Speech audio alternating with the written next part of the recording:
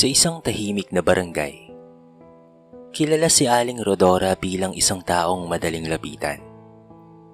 Hindi man siya mayaman, palagi naman siyang may naihahandang tulong para sa mga kapitbahay na nangangailangan. Minsan, bigas. Minsan naman ay pera. At kung minsan, simpleng pagkain lang. Rodora, baka naman pwedeng makairam muna ako ng 500. Ibabalik ko sa katapusan ng buwan. Pakiusap ni Aling Azon isang hapon. Napatingin si Rodora sa maliit niyang pitaka. Alam niyang yun na lamang ang natitirang pera niya para sa mga gastusin sa bahay. Sigurado ka bang may ibabalik mo sa katapusan? Tanong niya. Oo naman. Hinihintay ko lang ang bayad sa trabaho ng asawa ko. Napabuntong hininga si Rodora bago iniabot ang pera. Basta Ason ha, kailangan ko rin yun sa mga bayarin namin eh. Oo Rodora, salamat talaga ha. Hindi kita makakalimutan. Ngumiti si Rodora. Walang anuman Ason. Pagpasok niya sa bahay, nadatnan niya si Mang Dante, ang kanyang asawa, na nag-aayos ng ilang gamit. Pinahiram mo na naman? Tanong nito. Hindi kaagad sumagot si Rodora. Rodora, hindi masama ang tumulong. Pero huwag mong kakalimutan na may pamilya rin tayong kailangang unahin. Alam ko Dante, nangangailangan lang talaga si Azon. Ang problema kapag nasanay ang tao na nandyan ka palagi, minsan nakakalimutan nilang may hangganan din ang kaya mong maibigay. Tahimik si Rodora. Hindi niya nagustuhan ang sinabi ng asawa. Pero hindi rin niya ito masagot. Lumipas ang mga linggo at gaya ng dati, may mga bagong kumakatok sa kanilang pintuan. Maya-maya ay kumatok si Mang Bert. Kailangan ng kaunting puhunan. Si Aling Azon naman ay nangailangan rin. Siyempre, hindi sila magawang tanggihan ni Aling Rodora. At kahit paulit-ulit ng pinapaalalahanan ni Mang Dante, hindi kayang talikuran ni Rodora ang taong humihingi ng tulong. Para sa kanya, mas mabuting mawalan siya ng kaunti kaysa makitang nahihirapan ng ibang tao. Hindi niya alam na darating ang araw na siya naman ang mangangailangan. At doon niya malalaman kung sino talaga ang taong itinuturing siyang kaibigan. Dumating ang araw na matagal nang hindi inaasahan ni Aling Rodora. Maagang maaga pa lang ay abala na siya sa kusina. May ibang bayarin silang kailangang asikasuhin ni Mang Dante. At kapos ang hawak nilang pera. Rodora, kailangan natin kahit 1,000 ngayong araw, sabi ni Mang Dante. May bayarin tayo bago maghapon. Napatingin si Aling Rodora sa asawa. May mahiram naman siguro ako. Babalikan ko yung mga napahiram ko. Hindi na nagsalita pa si Mang Dante. Alam niyang kailangan munang maranasan ng asawa ang sitwasyon bago nito lubos na maintindihan ang kanyang mga paalala. Unang pinuntahan ni Aling Rodora si Aling Azon. Azon, pasensya ka na ha. Kailangan ko lang sana kahit kalahati muna ng hiniram mo. Biglang nagbago ang mukha ni Aling Azon. Rodora, ngayon ka pa talaga naningil? Wala pa nga akong pera eh. Hindi naman ako nanghihingi ng buo. Kahit kaunti lang sana, kailangan lang. Sinabi ko nga wala pa diba? Napayuko si Aling Rodora. Sige, naiintindihan ko. Sunod niyang pinuntahan si Mang Bert. Mang Bert, baka pwedeng maibalik mo muna kahit yung kalahating ipinahiram ko sa'yo. Napakamot ito sa ulo. Rodora, gipit din ako ngayon eh. Baka sa susunod na buwan na lang. Isa-isa niyang nilapitan ang mga taong minsang tinulungan niya. Ngunit halos lahat ay pare-pareho ng mga sinabi. Katulad na lamang ng, wala pa, sa susunod na lang, baka pwedeng maghintay pa siya. Habang naglalakad pa uwi, mabigat ang dibdib ni Rodora. Hindi naman niya pinagsisisiyang tumulong. Ang masakit ay parang kasalanan pa niyang humingi ng sariling pera. Pagdating niya sa kanilang kanto, may narinig siyang pagtatalo. Naroon sina Aling Azon at Mang Bert. may isang binatang nakatayo malapit sa kanila. Hindi naman tama na pagalitan niyo si Aling Rodora dahil naniningil siya. Kayo pa ang galit, kayo na nga ang nangutang, sabi ng binata. Napalingon si Aling Rodora. Bakit ka nangingialam, iho? Sabi ni Aling Rodora. Pasensya na po. Gusto ko lang po sanang sabihin. Hindi na naituloy pa ng binata ang kanyang sasabihin, sapagkat nagsalita na si Aling Rodora. Hindi mo alam ang buong kwento. Tahimik na umalis ang binata. Hindi alam ni Aling Rodora na ang binatang iyon na si Jefferson ay may sariling dahilan kung bakit siya nakialam. At hindi rin niya alam na muli silang magkikita sa pagkakataong mas kailangan niya ng pangunawa kesa sa galit. Kinabukasan, hindi mapakali si Aling Rodora. Paulit-ulit na bumabalik sa isip niya ang nangyari noong nakaraang araw. Lalo na ang mukha ni Jefferson nang sungitan niya ito. Baka napasobra ako, bulong niya habang nag-aayos ng mga gamit sa bahay. Ngunit mas nangingibabaw pa rin ang sama ng loob niya. Sa dami ng taong natulungan niya, bakit parang ang hirap humingi ng kaunting tulong kapag siya naman ang nangangailangan? Napansin niyo ni Mang Dante. Hindi ka pa rin ba mapakali? Dante, mali ba akong maningil? Hindi, sagot nito. Pera mo yun. Karapatan mong bawiin. Pero baka kailangan mo ring tanggapin na hindi lahat ng tumatanggap ng tulong mo ay kayang ibalik ka agad. Napabuntong hininga si Rodora. Ang sakit lang. Akala ko kaibigan ko sila. Baka hindi mo kailangang malaman kung sino ang tunay na kaibigan sa oras ng komportable ang lahat. Malalaman mo yon kapag ikaw nang nangangailangan. Natahimik si Aling Rodora. Kinahapunan, nagpunta siya sa tindahan para bumili ng ilang kailangan sa bahay. Habang naglalakad pa uwi, nakita niya si Jefferson. May dala itong ilang supot ng grocery at papunta sa bahay ni Mang Bert. Napahinto si Rodora. Jefferson? Napalingon ng binata. Magandang hapon po. Bakit ka nariyan? May pinapabili po si Mang Bert. Medyo hindi siya makalabas ngayon eh. Gusto ko rin mag-sorry po sa kanya sa nasabi ko noong nakaraang araw. Napatingin si Rodora sa mga dala nito. Alam mo naman di ba na may utang sa akin si Mang Bert? Opo. Pero tinutulungan mo pa rin? Bahagyang umiti si Jefferson. Hindi naman po ibig sabihin na may utang siya sa inyo. Wala na siyang ibang problema. Saka nagkamali po ako noong nakaraan kaya gusto ko lang pong bumawi. Natigilan si Rodora. Hindi ko naman sinasabing ganoon. Alam ko po, pero minsan kapag galit tayo, nakikita lang natin yung pagkukulang ng tao. Nakakalimutan nating may pinagdaraanan din sila. Hindi kaagad nakasagot si Rodora. Sa unang pagkakataon, nakita niya si Jefferson hindi lamang bilang isang binatang nakialam sa problema niya, kung hindi bilang isang taong marunong umunawa. At doon niya naisip ang isang bagay. Baka hindi lang pala pera ang dapat niyang singilin sa mga tao. Baka kailangan rin niyang matutunang umunawa. Lumipas ang ilang araw, ngunit hindi pa rin maayos ang problema sa pera ni Aling Rodora at Mang Dante. May mga bayaring kailangang unahin, kaya unti-unti nang nababawasan ang kanilang mga ipon. Isang umaga, masama ang pakaramdam ni Mang Dante.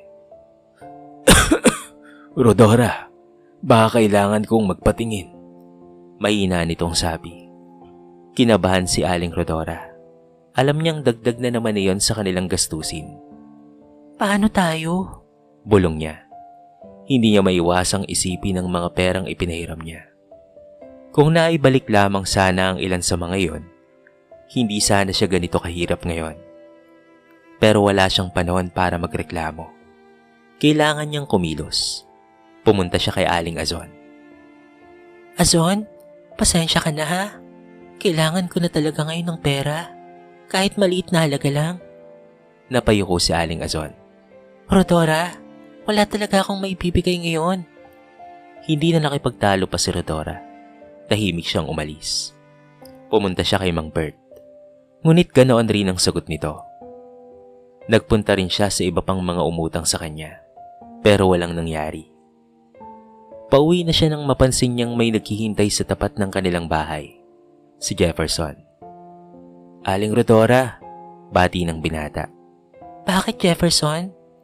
May iniabot itong maliit na sobre. Ano to? "Kaunting tulong po. Hindi man po malaki pero baka makatulong po sa pangangailangan ninyo." Napatingin si Aling Rodora sa sobre. Hindi niya kaagad ito tinanggap. Pero bakit? "Dahil minsan po, kailangan rin nating tumulong sa taong hindi natin inaasahang tutulungan tayo." Nanikip ang dibdib ni Rodora. Jefferson, patungkol ba ito noong isang araw? Pasensya na kung nasungitan kita ha. Umiling ang binata. "Okay lang po, naiintindihan ko naman po. Siguro mabigat lang po talaga ang pinagdadaanan nyo noon. At saka, tama naman po yung nararamdaman nyo." Napaluha si Aling Rodora. Sa dami ng taong tinulungan niya, isang taong halos hindi niya kilala ang siyang unang lumapit ng hindi niya hinihingi. Salamat ha. Mahina niyang sabi. "Walang anuman po." Pagkaalis ni Jefferson, matagal na nakatayo si Rodora sa may pintuan. Doon niya naunawaan na hindi lahat ng kabutihan ay bumabalik mula sa taong tinulungan mo. Minsan, dumarating ito mula sa taong hindi mo inaasahan. At higit sa lahat, natutunan niyang hindi kailangang suklian ng lahat ang kanyang kabutihan para manatili siyang mabuting tao. Makalipas ang ilang linggo, unti-unti ring gumaan ang sitwasyon sa buhay ni Aling Rodora. Mabuti na ang pakiramdam ni Mang Dante. At kahit hindi pa lubusang naaayos ang kanilang mga bayarin, natuto na silang maging mas maingat sa kanilang pera. Ngunit may isang bagay na nagbago kay Rodora. Hindi na siya basta-bastang nagpapairam ng hindi iniisip kung kaya ba nilang mawala ang perang iyon. Hindi masama ang tumulong, sabi niya kay Mang Dante isang gabi. Pero kailangan ko ring matutong unahin ang pamilya natin. Ngumiti ang kanyang mister. Yan ang matagal ko nang gustong maintindihan mo, mahal. Samantala, dumating si Aling Azon sa kanilang bahay. Rodora, gusto kong humingi ng tawad, sabi nito. Tahimik na nakinig si Rodora. Hindi ko pa kayang ibalik ang lahat ng yon. Pero unti-unti kong babayaran ha. Tumango si Aling Rodora. Sige Azon, hindi kita pipilitin sa halagang wala ka. Basta't maging tapat ka lang sa akin ha. Maya-maya ay dumating rin si Mang Bert. May dala itong maliit na sobre. Pasensya na Rodora ha. Ito lang muna ang may habot ko sa'yo. Hindi pa to ang kabuuan pero sana matanggap mo. Maluwag namang tinanggap ni Rodora yon. Salamat Mang Bert ha. Hindi man bumalik kaagad ang lahat ng perang ipinahiram niya, hindi na yun ang pinakamahalaga sa kanya ngayon. Isang hapon, nakita niya si Jefferson sa labas ng barangay hall. May tinutulungan itong matandang lalaki na nagbubuhat ng mga gamit. Napangiti si Rodora. Jefferson? Lumapit ang binata. Aling Rodora. Salamat sa itinuro mo sa akin ha. Wala naman po akong itinuro. Meron Jefferson, sagot niya. Na hindi lahat ng tulong ay kailangang may kapalit. Ngumiti si Jefferson. At mula noon, nagbago ang paraan ng pagtulong ni Aling Rodora. Hindi na siya nagbibigay dahil natatakot siyang may magsabing madamot siya. Hindi na rin siya nagpapahiram dahil umaasa siyang babalik ang kabutihan sa kanya. Tumutulong siya dahil gusto niya at kapag may sobra siya. Natuto na siyang magsabi ng hanggang dito lang ang kaya niya. Dahil nalaman niyang ang tunay na kabutihan ay hindi pagiging sunod-sunuran sa lahat. Ito ay ang pagtulong ng bukal sa puso habang hindi kinakalimutan ng sarili at ang mga taong umaasa rin sa iyo. At sa uli, naunawaan ni Rodora na hindi lahat ng kabutihan ay bumabalik bilang pera. Minsan, bumabalik ito bilang isang taong handang tumulong sa oras na ikaw naman ang nangangailangan. Lumipas ang mga buwan. Tahimik na nagpatuloy ang buhay ni Aling Rodora at Mang Dante. Hindi man naging biglaang maginhawa ang kanilang buhay, natutunan naman nilang mamuhay ng mas maingat at mas responsable. Unti-unti ring nabayaran ni Aling Azon at Mang Bert ang kanilang mga pagkakautang. Hindi man sabay-sabay at hindi man eksaktong ayon sa orihinal na usapan, pinili ni Rodora na tanggapin ang kaya nilang maibalik. Dahil sa mga nangyari, marami siyang natutunan na hindi pala lahat ng taong tinutulungan natin ay marunong kaagad bumalik ng kabutihan. May mga taong nakakalimot. May mga taong nahihiya. May mga taong may sariling pinagdaraanan na hindi natin nakikita. Pero natutunan din ni Rodora na hindi ibig sabihin nito ay kailangan niyang magpakaubos para lamang matawag na mabuting tao. Maaari siyang tumulong nang hindi sinasakripisyo ang kanyang pamilya. Maaari siyang maging mapagbigay habang marunong magtakda ng hangganan. At higit sa lahat, maaari siyang gumawa ng mabuti nang hindi naghihintay ng kapalit. Isang hapon, habang naglalakad si Rodora pauwi, nakita niyang muli si Jefferson. May tinutulungan itong isang matandang babae na magdala ng mga pinamili. Napangiti siya. Naalala niya ang unang pagkikita nila. Ang pagkakataong sinungitan niya ang binata dahil sa bigat ng kanyang nararamdaman.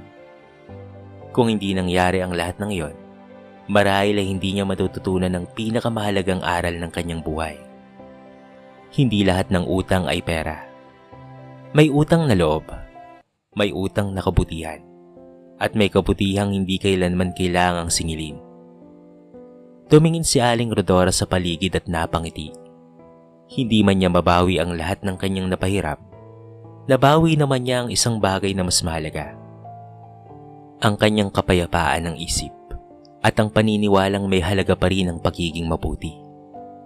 At mula noon, tumutulong siya hindi dahil sa umaasa siyang may babalik sa kanya, kung hindi dahil alam niyang kahit isang maliit na kabutihan ay maaaring maging simula ng malaking pagbabago sa buhay ng ibang tao. Sa kwentong ito ay marami tayong mapupulot na aral. Hindi masama ang tumulong, pero wag nating kalimutang alagaan din natin ang ating mga sarili at ang ating pamilya. Sa buhay, hindi lahat ng taong tinulungan natin ay makakabayad o makakaganti sa parehong paraan. May ilan na makakalimot, may ilan na hindi tutupad sa pangako, at may ilan namang darating sa oras na hindi natin inaasahan.